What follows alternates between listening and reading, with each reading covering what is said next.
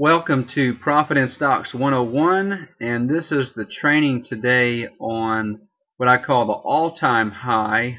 And the significance of that is I'm not talking about a stock that is breaking through a new 52-week high, just more specifically an all-time high, the highest that the price has ever been. So I'm going to go through this training real quick.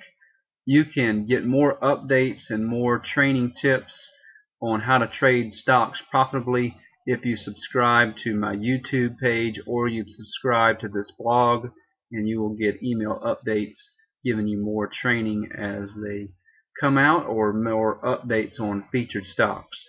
So this stock that I'm looking at now is LinkedIn.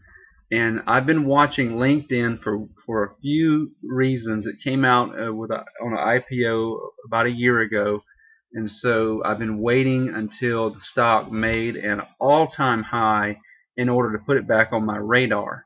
So one reason why I'm very interested in what LinkedIn is doing is because I am blown away right here when you look at the income statement.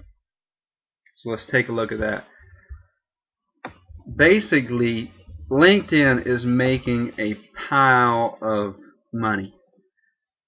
And so if you look at 2009, the revenue was $120 million, and now the revenue is $520 million as of last year, and it's continuing to skyrocket. Look at the cost of revenue is very low, and the gross profit is enormous compared to what the sales are. So right now we are, and if you look here, you've got great increases. They lost, about $3 million, and now the total profit or operating income is $25 million.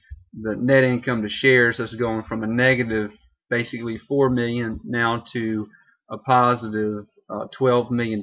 So basically, they're knocking it out the park, which is what I'm looking for, is a great rationale for why the stock is behaving well. So if we go here and look at some basic technical analysis, the stock, I'm going to change the chart here to 2 years, which is the max, because the IPO has been out for a little over a year.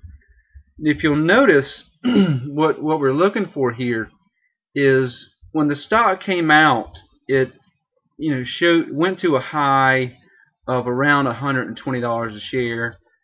Then it went to almost broke through the high, a new high of $120 a share, and it's still hanging around trying to fight through what we call that overhead resistance. The reason why this is so tough is when this stock first came out, it hit a high of $122, and there are investors that purchased at $122.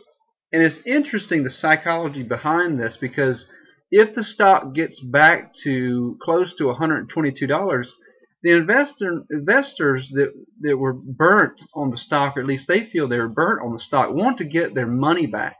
They've got a bad taste in their mouth with LinkedIn. So as soon as it gets close to that original price that they purchased it at, they go ahead and hit sell, and that drives the stock back down because they want to get their original capital back in.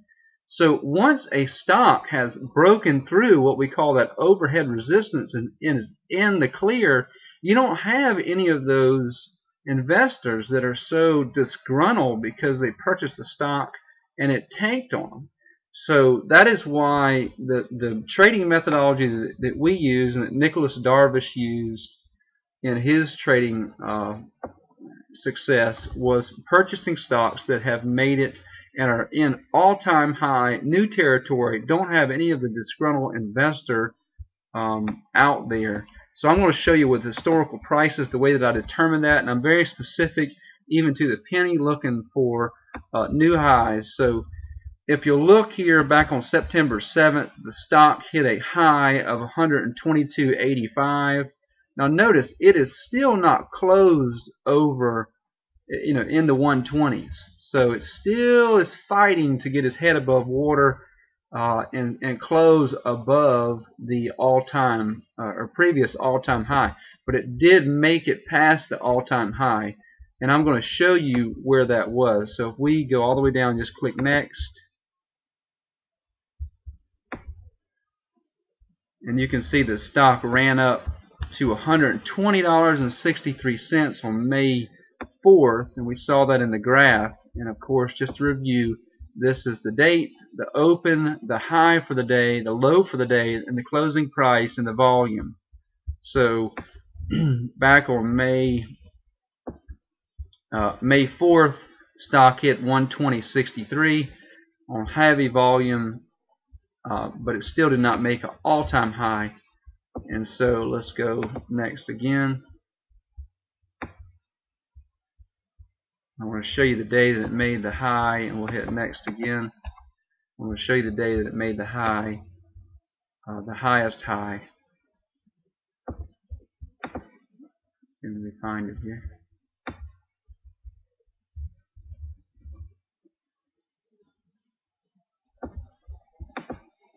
Just bear with me.